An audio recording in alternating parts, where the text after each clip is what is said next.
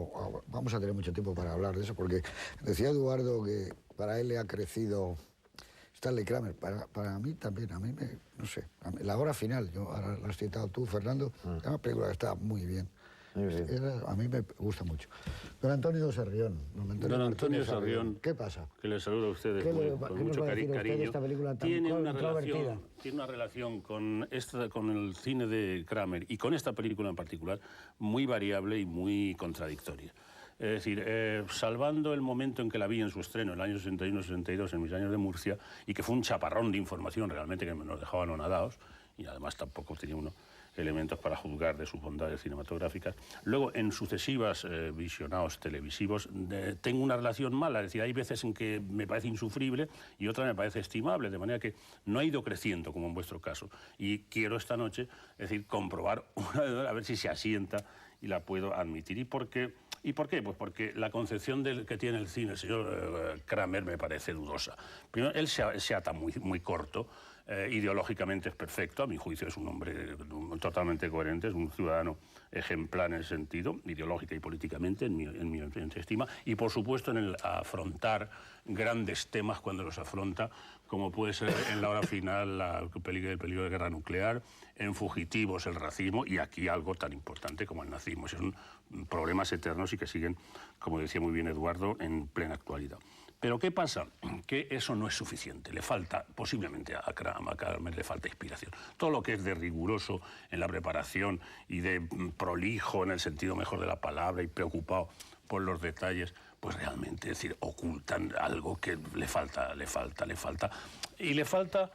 y voy a poner dos ejemplos de dos tipos de cineastas, los que funcionan prácticamente sin guión. Es decir, Godard se sabe que llegaba a los guiones, a los rodajes sin el guión y lo escribía allí y le salían películas maravillosas.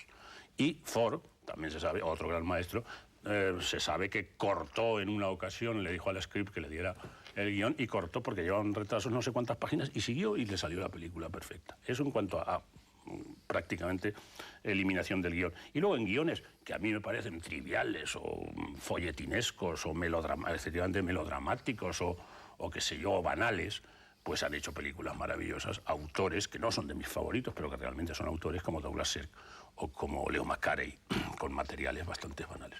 Y entonces, con materiales de primer orden, con asuntos de primer orden, Kramer se mueve realmente con dificultad para ser, en la medida más firme de la palabra, un autor cinematográfico. Es un buen artesano. Muy bien, pues luego vamos a discrepar.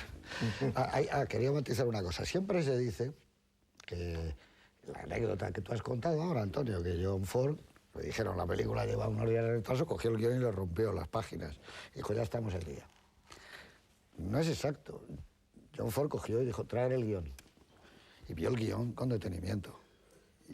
Y dijo, bien, cortó y dijo, ahora estamos el día. No es que cortó, que no es lo mismo. Es decir, él estudió bien cómo iba y lo que sobraba y lo que no sobraba, como si estuviera en el montaje. Entonces, después de mirar el guión, dijo, vale, ahora estamos al día. Como diciendo, esto no me interesa y además... A lo mejor, o sea, que fue más cuidadoso que Godard. Que sabía mucho. Pues nada, vamos a ver esta película. Tuvo 8 o 9 nominaciones al Oscar. Hubo 2 Oscar para ella. Uno fue el de, como decimos, el del mejor actor, a Maximilian Schell, que fue una sorpresa, y otro al mejor guión original, que fue a Abbe Iman.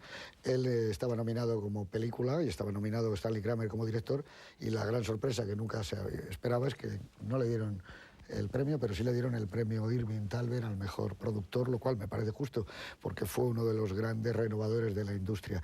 Y hay una película suya que no hemos citado, que se pone continuamente en las televisiones y que yo sí tengo la sensación de que va ganando y ganando, que es el tema del racismo, que es Adivina quién viene esta noche, con su amigo Spencer Tracy, Katharine Hepburn, Sidney Poitier, que es una película que también me da la sensación de que no sé por qué, que va más, porque creo que lo que transmite al final el cine de Kramer es que era muy buena persona, era un buen tipo, era un hombre honesto, y yo creo que sus películas empiezan a verse con ese barniz de honestidad. Y luego era un hombre muy listo como productor, como tú decías, Antonio, porque él sabía que la película entera, como era el teleplay, no podía aguantar.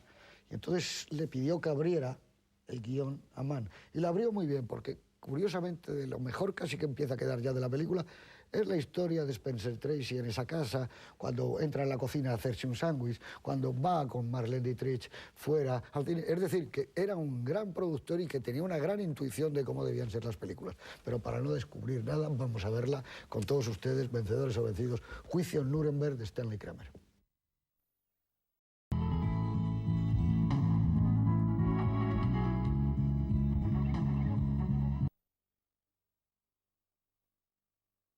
Llegado ya otra vez al estudio después del viaje al 48, algunos planos de archivo son realmente extraordinarios. No me refiero a lo de Dachau, sino de cómo estaba la ciudad, cómo estaba Nuremberg. Y bueno, la película hay que decir que se decidió estrenar en Berlín, y que fue un silencio tremendo, dice Stanley Kramer, el peor momento de su vida. Nadie dijo nada y a partir de ahí nadie fue a verla y se estuvo exhibiendo durante 8 o 10 días a cine vacío en Alemania. Nadie quiso recordar nada, nadie quiso saber nada. Luego en otros países funcionó bastante mejor, sobre todo por el reparto y la promoción que se hizo de ella. Estamos en el año 61, muere el rey de Marruecos, Mohamed, y le sucede su hijo, Hassan II. Se estrena en España el 7º sello de Ingmar Bergman, en el año 61. La Unión Soviética lanza una sonda hacia Venus. Se estrena la primera película de Carlos Saura, Los Golfos, producida por Pedro Portabella. Ya estaba hecha hacía 2 o 3 años esta película, se estrenó tarde. Kennedy nombra a Henry Kissinger consejero especial en temas de seguridad. En Jerusalén comienza el juicio contra el criminal nazi Adolf Eichmann, descubierto en Argentina. Anthony Mann rueda en España El Cid, con Charlton Heston y Sofía Loren. West Side Story de Robert Wise acapara todos los Oscars ese año. Vencedores o vencidos ya lo hemos citado, los suyos. Estados Unidos y Vietnam del Sur firman un tratado de amistad.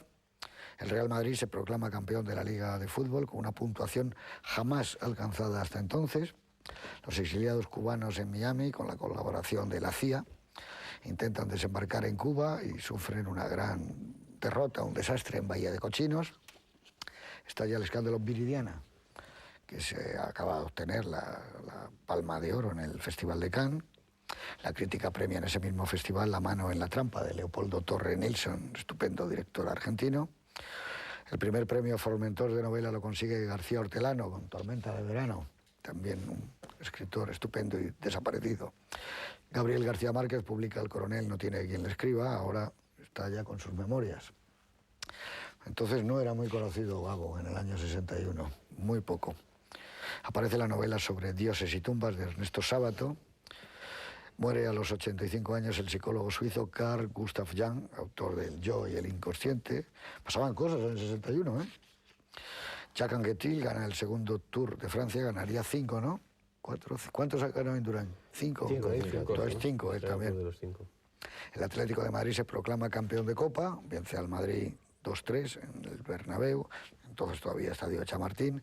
Muere Ernest Hemingway, autor de Adiós a las armas, del Viejo y el mar, etcétera, etcétera, etcétera. El Festival de Venecia, si volvemos a lo nuestro, a lo del cine, se inclina por el año pasado Marienbad, de Alain Resnais, que fue todo un suceso a nivel intelectual y que prácticamente cambia la visión del cine. Una obra que alcanza un gran éxito, es una ópera prima, El empleo, de Hermano Olmi. Panamá solicita oficialmente de Estados Unidos la revisión del Tratado del Canal, que une el Atlántico, como ustedes saben, con el Océano Pacífico. El Partido Comunista es declarado fuera de la ley en Estados Unidos. A partir de ahí, todo el mundo que vaya tiene que hacer una declaración jurada, antes, pero sobre todo en el aeropuerto lo miran con mucho cuidado. El Liceo de Barcelona, que estrena la obra póstuma de Falla, La Atlántida. Y Floyd Patterson vence por KO a Tom McNeil y conserva el título de Los grandes pesos. Estábamos viendo la película, acaba de terminar y ha surgido una discusión, porque el señor Eduardo Torres Dulce plantea que el zoom hacia el que va la cámara una vez que sube hacia arriba con un poquito de cristal, y cuando hace el zoom un poquito violento en mi favor, ya la convención se hace totalmente clara y todo el mundo vamos a oír el doblaje, en este caso en español, el título original en inglés, y cuando hablan los alemanes ya sabemos que están hablando en alemán, pero nosotros lo oímos en español, es decir, lo oímos en inglés con los cascos. Y tú decías que el zoom ese no era suficiente. No habéis entendido mientras veíamos la película, no. Yo creo que uno de los problemas, pero bueno, por otra parte inevitable, pero creo que es uno de los berenjenales en los que se mete Kramer en esta película, es que necesita una convención de cara al espectador y sobre todo, como sabemos, de los espectadores americanos que no doblan las películas y hacen muy bien, por otra parte, ¿no? Porque nosotros aquí les hemos regalado a los americanos el doblaje, el lenguaje, el idioma.